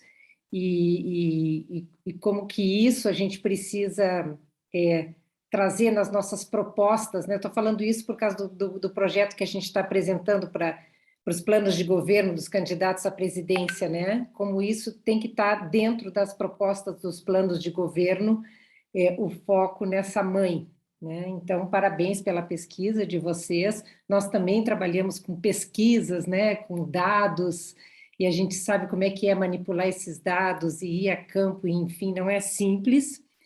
E em relação às outras apresentações, é um trabalho apaixonante, né, gente? É só o que eu posso fazer e dar o parabéns a vocês. Como eu aprendi hoje, né? De comunidades e de realidades tão diferentes, né? Me chamou a atenção essa coisa do vermelho, a importância da cor vermelha numa comunidade, né? Que coisa interessante a forma como os pais participam, a postura daquelas mulheres, né? E tudo isso foi assim um grande aprendizado para mim, então só agradecer mesmo e parabenizar vocês. Muito obrigada. De fato, essa experiência está sendo riquíssima. Ela quebra a semana da gente, né? Ela quebra aquele ritmo de trabalho que a gente vem só respondendo demanda, ela quebra e a gente aprofunda em algo, ganha algo. Muito obrigada. Que bacana, Miriam. Bom escutar isso. Stacy está com a mão levantada. Era só para falar rapidinho sobre o brincar, né? Na verdade, eu sou muito apaixonada por crianças desde quando eu comecei a trabalhar com as crianças do Aral e tentar entender o processo delas de virem da Venezuela para o Brasil. E aí eu comecei a ver, as crianças sempre estiveram durante o campo, né, do meu trabalho, mas talvez por pensar em outras coisas, né, estudar outras coisas, ter que trabalhar sobre outras coisas, nunca deu a determinada atenção. E aí, quando a gente foi trabalhar com os Aral, a gente foi trabalhar e mapear as áreas através do brincar. Então, eu mapeei o território Aral através do brincar, das crianças, que era um outro tipo de mapeamento de área. E aí, quando eu fui para esses territórios quilombolas, eu ficava muito encantada em querer conhecer onde é que as crianças brincavam, e ficava perguntando o tempo inteiro. Tinha uns que não falavam, né, porque era muito pequenininho, mas o que já falava tinha 1 ano, 2 anos, falava que gostava de brincar em tal lugar, e a gente aprendia, né? E uma das oficinas, uma da atividade de intervenção atividade de intervenção não, na verdade, um grupo focal que a gente realizou dentro do período diagnóstico, foi, assim, impressionante. As meninas, né, que estavam conduzindo a oficina, eu estava só acompanhando, e observando, anotando, e fizeram uma atividade lúdica para a gente conhecer o território pelo olhar das crianças, né? Isso é muito, porque as crianças falaram ela teve um rapaz que eu nunca me esqueço daquela criança, assim, toda vez que eu chego, eu sempre procuro ele no território, que é o Rodrigo. Ele descreveu o território com uma densidade, assim, ele descreveu as plantas nativas, o local onde eles usam para pegar o passarinho, em que determinados locais do território existe a diversidade de passarinhos que eles vão para passarinhar, que é o que? Para matar passarinho, né? Quais locais que tem o rio, qual é o melhor igarapé, inclusive coisas lúdicas, né? Tipo, lá não tem jacaré, mas ele falava que tinha um jacaré muito grande na lagoa, que ele tinha medo, mas a cobra coral ia lá e matava. Então, assim, tinha essa questão também lúdica, mas tinha a descrição do território que, assim, que ele descrevendo qualquer pessoa que era capaz de sentar e desenhar um território, assim, pelo olhar dele. Então, assim, as crianças, elas escrevem o território de forma muito rica. E prestar atenção, e era uma criança muito pequena, o Rodrigo, acho que deve ter uns 4, 5 anos, então, assim, uma criança muito pequenininha, mas que ele conhece toda aquela riqueza do território, e vem muito da vida, né, do pai, andar com ele na mata e levar ele para conhecer, e que outras crianças também vão passarinhar sozinha na mata. Então, isso é muito interessante a gente conhecer esse brincar e esse território pelo olhar das crianças. Eu acho que uma das coisas que eu mais carrego assim, desse período de campo de diagnóstico é conhecer o olhar das crianças através do território, assim, a brincadeira que eles faziam. Isso é encantador. Real, real, real.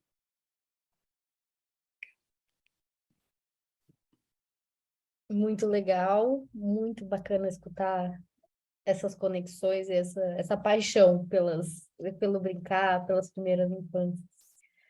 Quem mais tem algum aspecto para levantar de destaques, de lacunas, do que chamou a atenção nas apresentações, do que ouviu do primeiro encontro e conectou com o que foi trazido hoje?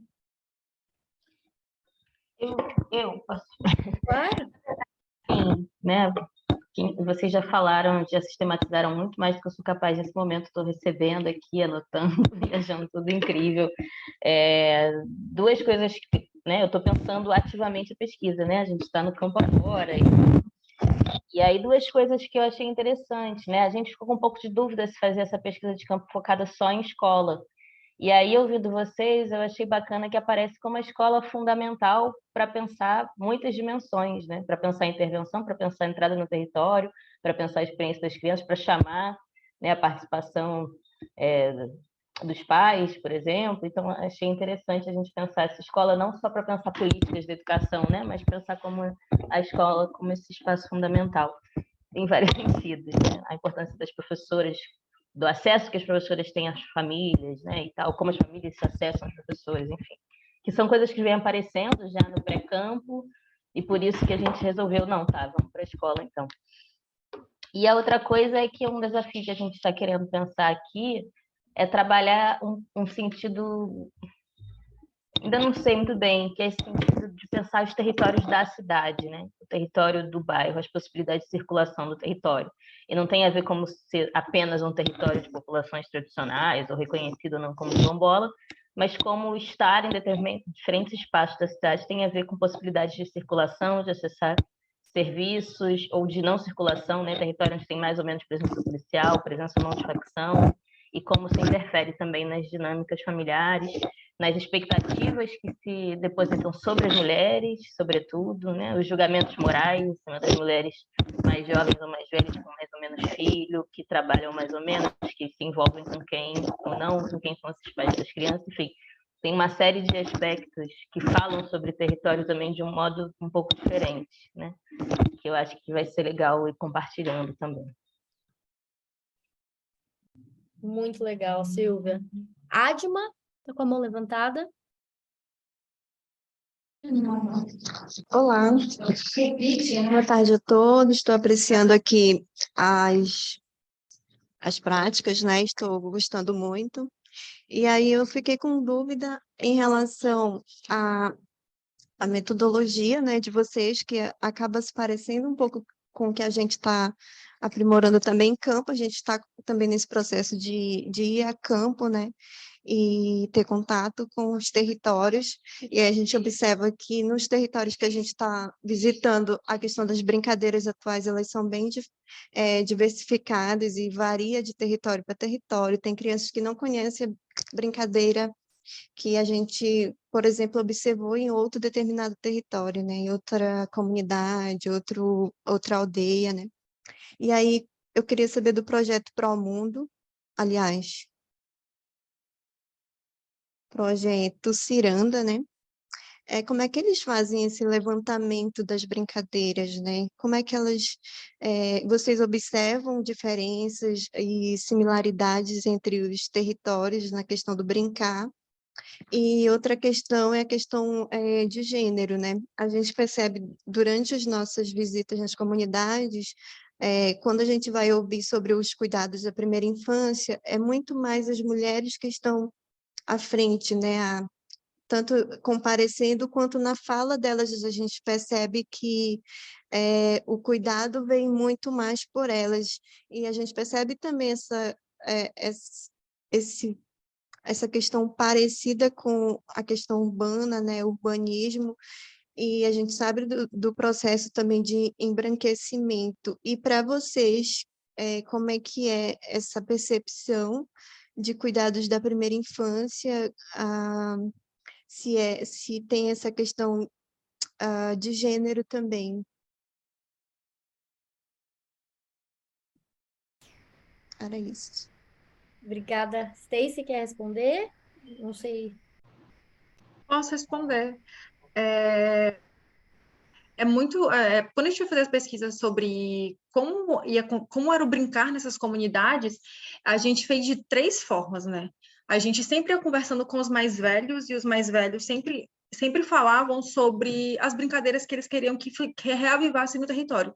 É claro que muitas brincadeiras, elas acontecem até hoje, mas algumas, por exemplo, que eles mais falavam era ciranda, e foi daí que veio o nome do projeto, porque o nome do projeto não era esse, era outro nome, e a partir dessas atividades da comunidade que a gente colocou o nome do projeto de ciranda. Então, elas falavam da ciranda, né, que era no momento onde, depois que eles chegavam do trabalho, né, trabalhavam o dia todo de maneira escrava, à noite tinham como dormir, então os pais iam para os terreiros da frente, né, da casa, e ficavam fazendo ciranda, cantavam ciranda com letras sobre o dia a dia deles, e as crianças iam brincar. Então, mas eles falam, por exemplo, em Matões da Rita, que as crianças elas não brincam mais ciranda, não sabem o que é a ciranda, não sabem nada mais sobre isso, não fazem brincadeiras mais antigas, né, que eles faziam, como taquebol, bombaquinho, esconde-esconde. Eles, nessas brincadeiras, o próprio amarelinha, não brincam mais. Então, a gente perguntava muito para os mais velhos, quando a gente ia conhecer o território, porque além da gente perguntar sobre as lutas territoriais, a gente perguntava, tá, e como é que foi sua infância? E aí eles falavam dessas brincadeiras. Então, aí a gente foi começando a pegar algumas brincadeiras que eles falavam, seria bom se as crianças brincassem de novo. Então, a gente mapeava essas brincadeiras que não estão mais tão vivas hoje. Mas também observando as crianças. A gente ia para alguns espaços, não tem espaços coletivos dentro das comunidades é a escola e ou a igreja. Então, mas sempre tem criança brincando na porta das casas ali, junta 3, 4 crianças de várias casas, ou até mais, e vão brincar. Então, a gente ficava observando como a gente ficou andando na comunidade, né? A gente ia para as casas a pé, que a gente pensava em conversar com as pessoas, era tudo a pé, que isso já ajudava a gente a observar mais a dinâmica do território. Então, a gente via as crianças brincando, às vezes a gente conseguia se aproximar, as crianças às vezes corriam, fugiam, às vezes elas queriam ficar com a gente, perguntavam, alguns já me conheciam, então ficava ali comigo e a gente perguntava, ela falava. E aí a gente ia vendo mesmo a dinâmica das brincadeiras, e uma outra que a gente fez foi através do grupo focal com as crianças. Então a gente fez 3 formas. A gente pediu de forma lúdica para as crianças nos ensinarem a andar no território, para a gente fazer um dia de diversão. Então elas falavam que a gente pegava a mochilinha, e a gente vai botar o que na mochila? Aí eles falavam o que eles queriam colocar na mochila, de comida, de lanche, de água. A gente vai para onde? Aí eles iam falando, a gente vai fazer isso, mas eu vou fazer o que nesse lugar? A gente pode brincar disso, disso e daquilo. A gente vai para o rio, a gente vai fazer o quê? A gente vai brincar de dar cambalhota para cair na água. E assim a gente foi, através desse grupo focal, né, que foi uma atividade muito mais lúdica, né, de pedir para as crianças nos ensinarem as coisas. Mas foi isso, de brincar, e era muito engraçadinho eles fazendo toda a atividade, mas foi através dessa atividade de lúdica mesmo que a gente conseguiu obter um grande número de brincadeiras e brinquedos através das crianças, né, de coisas que eles gostam de fazer. Uma outra coisa também foi através de pintura, atividade de pintura. A gente pedia para as crianças desenharem o que elas mais gostavam, o que elas gostavam de fazer, qual era a brincadeira que ela mais amava, e para fazer um autorretrato. Então, através do autorretrato, a gente identificava tanto essas questões de ruptura identitária, né, de crianças pretas se pintando de branco, de cabelo liso e olho claro, como também as brincadeiras que eles gostavam. E aí, ou tinha criança que era muito pequenina, não sabia brincar, mas falava que, eu não sei desenhar, mas eu quero falar que eu gosto de brincar. E aí falava, então, assim, foi através mesmo desse grupo focal. Atividades de desenho e essa atividade lúdica, de tentar conhecer o território através das crianças. E aí eles falavam muita brincadeira, muita, algumas com muita descrição. E grande parte do cuidado fica com a mulher nas comunidades, né? Só para responder a última pergunta, o cuidado basicamente só da mãe. A mãe é que assume grande responsabilidade, no projeto tem várias faixas etárias, né?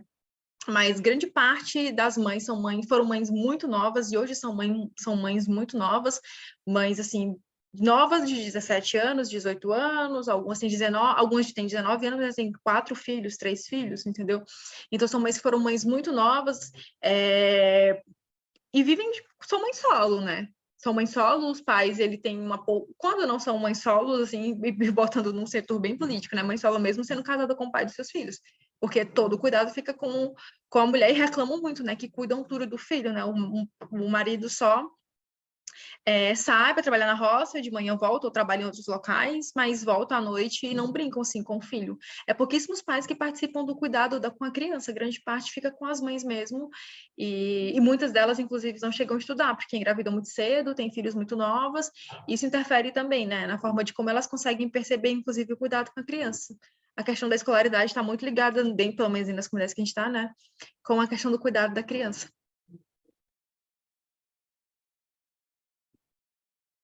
Obrigada, Stacy. Adma, você está com a mão levantada, você quer fazer mais algum comentário a partir do que a Stacy trouxe, ou já foi? Não, me sinto respondida, muito obrigada. O que mais? Mais algum comentário? Mais alguma reflexão?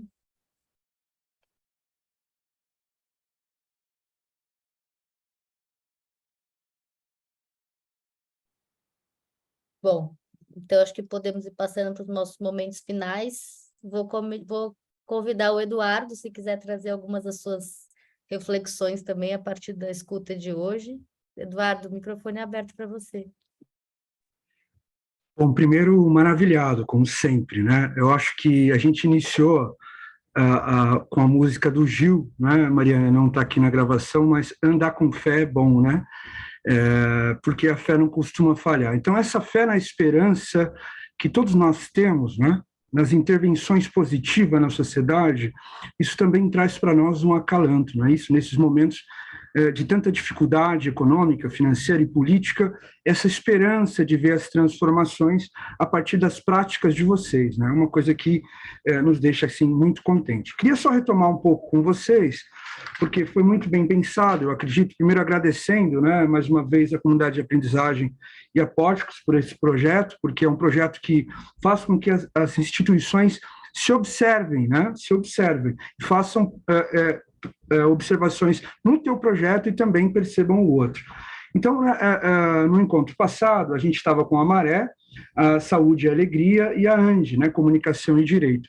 Percebam que também, eu acho que foi dividido, né, Mariana, de maneira a contemplar todos, né, que a Maré e a Saúde e a Alegria tinham uma intervenção mais direta com a realidade, né, e a ANDI trazia dados, trabalha com dados, né, de uma maneira mais indireta. E dessa vez, também nós temos a AfroCebap, né, trazendo essa questão dos dados, e mais diretamente a Promundo e a Plan International com intervenções diretas, né? Então isso também foi interessante, porque a gente pôde comparar os encontros. Eu só vou fazer rápidas observações que, na verdade, elas vão fazer mais sentido no encontro que vem, né? Então, quando eu observei a fala da Silvia, né, da AfroCebap, achei muito interessante, assim, só fiquei pensando que quando vocês colocam aquele quadro geral do mapeamento no gráfico sobre política educacional, né, eu achava que vocês podiam também fazer uma divisão sobre quais as políticas educacionais que estão sendo observadas, financiamento, gestão, né, porque isso também facilitaria observar, né? É um amplo leque de política educacional, mas tem gestão, financiamento, planejamento, avaliação. Acho que seria interessante observar a partir desses escritos. Eu achei muito... Depois, Silvia, pensando, e eu sei que vocês têm um cabedal grande para essas pesquisas, a maior parte das questões que você colocou aqui em relação à falta de material didático, isso está no censo, né? Vocês encontraram no censo, isso foi bastante legal. E aí eu fiquei pensando, porque eu fiz essa pesquisa do censo recentemente, que tem algumas coisas que não estão no censo que seriam importantíssimas para nós, até para dialogar com aquilo que a Stacy e a Geisa e a Luísa também, e a Bruna também falaram, né? E a Jéssica também falaram, que qual é a minha questão? Como é que está a aplicação da Lei 10.639/03 e a 11.645? Porque essa política pública já era para estar sendo efetiva nesses lugares educacionais, e a gente não tem nenhum dado que nos diga. Então, quando a Stacy, quando a Bruna, quando a Luísa, né, quando a Jéssica vai falar desse branqueamento dentro dessas comunidades, até por influência, né, por grande influência das igrejas neopentecostais, eu fico pensando como é que a Lei 10.639 e a 11.000 não estão sendo colocadas em práticas. Como é que esses municípios não estão praticando? E a gente não tem dado disso, né? Inclusive, no meu pós-doc, eu procurei alguns dados sobre isso, Silvia, e não encontrei. Então, eu acho que, como a gente pode, em pequenas escolas, também verificar essa questão, né?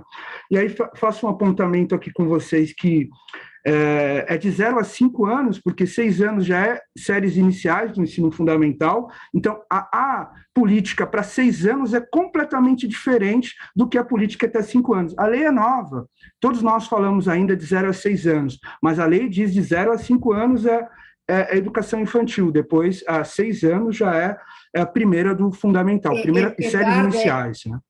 5 anos, 11 meses e 29 dias, né? Exatamente. Né? Mas é só para... É um detalhe, Silvia, mas é importante quando você pega a questão da política pública, né? E uma outra coisa, uma questão também que vai ficar para a nossa discussão, e aí eu acho que de forma geral, como é que é a função social da escola pública? Né? Quando eu digo função social da escola pública, é onde é que a escola se encontra, porque nós estamos falando de primeira infância, onde é que essa escola se encontra com os projetos sociais? Até porque, para a gente saber, e aí eu acho que é interessante também a Miriam, né, se atentar a isso, até para a gente saber como é que a grana do Fundeb, porque nós conseguimos, o Movimento Negro conseguiu colocar, a partir da grana do Fundeb, né, o combate à desigualdade social e racial nas unidades escolares, e aí uma pesquisa que falta dentro dessas escolas de periferia ou escolas mais vulneráveis, né, em campos mais vulneráveis, como é que estão as políticas sociais? Não é? Como é que a escola está fazendo essa ponte com Bolsa Família ou auxílio financeiro, com a saúde, não é? Com a caderneta de vacinação dessas crianças? Não é? Então, acho que seria interessante aí. Rapidamente, em continuidade, A Promundo, né, a Bruna e a Luísa fizeram uma apresentação mais prática, acho que é isso, viu, Silvia, né, só para encerrar, é a observação que eu tenho, mas para a gente dialogar, muito boa apresentação, estou com vocês, assim, no sentido de que é isso mesmo, temos que fazer essas pesquisas, está em andamento, mas já está em um bom andamento, ao meu ver, né. A Promundo, muito boa a apresentação da Bruna e da Luísa, né? Eu fiquei curioso de ver os slides depois, eu quero ver, até mandei uma mensagem para a Mariana, olha, quero ver os slides. Achei interessante o processo de sensibilização. A minha pergunta que fica para vocês, e aí já estendo também para a Plan International, que eu percebi que, de fato, existe uma preocupação de vocês na metodologia, né, de escuta, mas a minha pergunta seria, o quanto dessas pessoas, aí vai para a Stacy, para a Jéssica também, e para a Bruna e para a Luísa, o quanto dessas pessoas que nós estamos ouvindo, o quanto desses pais, dessas mães, estão participando dos projetos iniciais, né? O quanto, de fato, eles estão engajados, porque uma coisa é você escutar, outra coisa é você ter alguém na disputa de decisões, porque o projeto vem feito, né? Enquanto as nossas instituições que estão tomando de conta desse processo estão incluindo, não é? A Miriam está com uma criança aí, ó. Vamos dar oi, dá tchau para ela. Todo mundo dá um tchau para você, criança, né? Bom. Oi. Isso, é isso aí. Estamos aqui falando de criança, né? Então a criança sempre bem-vinda entre nós. Como é que chama, Miriam? Fala o teu nome. Netinho. Netinho, Augusto. Augusto, muito bem, Augusto, seja bem-vindo aí. Bom, então, voltando, né, a minha pergunta seria essa, como é que a gente faz para colocar, de fato, essas pessoas, e como é que se vocês têm, de fato, aí essa resposta, né? E aí, por último, também vai para a Promundo e para a Plan, falando da Plan International, a Jéssica e a Stacy, né? Muito bom também a apresentação de vocês, nos Esperança, né? A pergunta seria a mesma, vocês falaram um pouco mais, eu acho que não sei se na fala da Jéssica ou da Stacy, sobre esse plano de sustentabilidade, né? Como o emprego e a renda, de fato, é uma questão, né? Vocês comentaram que algumas mães, o fato de não ter creche implica, né, no trabalho dessas mães, né? E a minha pergunta e aí também vai para o mundo, a gente está criando planos de sustentabilidade, né? Porque quando eu penso na criança, a gente estava conversando, foi a mesma pergunta que eu fiz para o Fábio, né, da saúde e alegria, como é que a gente está criando planos de sustentabilidade? Porque eu sou pai, não é? E eu fico pensando que, por vezes, eu queria brincar mais com a minha filha, né? Mas eu tinha que trabalhar em 2, 3 escolas e chegava 11 horas da noite, 11h30 da noite. Se eu tivesse um trabalho digno que trabalhasse 8 horas, eu teria mais possibilidade. Então, eu fico pensando também como é que a gente está se organizando, né, a partir das nossas intervenções para ter um plano de sustentabilidade, para que a gente possa deixar aquela comunidade, partir para outra e perceber que aquela comunidade auto se sustenta, né, no sentido amplo da questão. Né? Por fim, achei que tem uma questão que nos aproxima, que talvez a gente tenha que dar uma observação maior, que é os aspectos religiosos, né, e educacionais impactando na cultura das primeiras infâncias.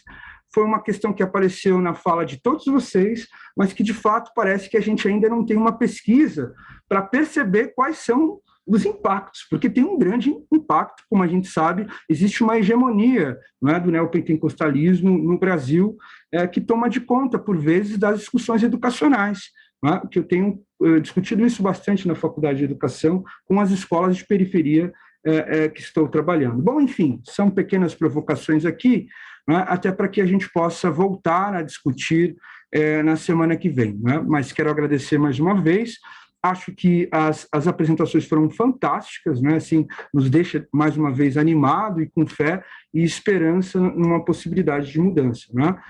E também podemos observar uns aos outros, umas às outras, para entender essas peculiaridades também, as diferenças. Maravilha. Muito legal. Acho que o Eduardo já deixou aí o gancho para o nosso próximo encontro, que é na semana que vem, na terça-feira.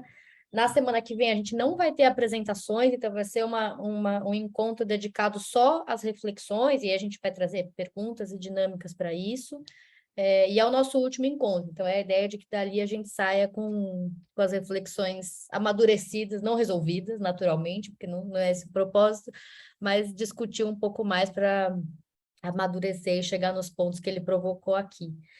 Eu vou aproveitar esses minutinhos finais que a gente tem para duas coisas. A primeira é pedir para a gente tirar uma foto. Então, se quem está com a câmera fechada puder abrir rapidinho para a gente tirar uma foto, o pessoal já se arruma aí, eu acho muito bom. Teve gente em outro grupo que colocou o batom do Zoom, eu achei maravilhoso.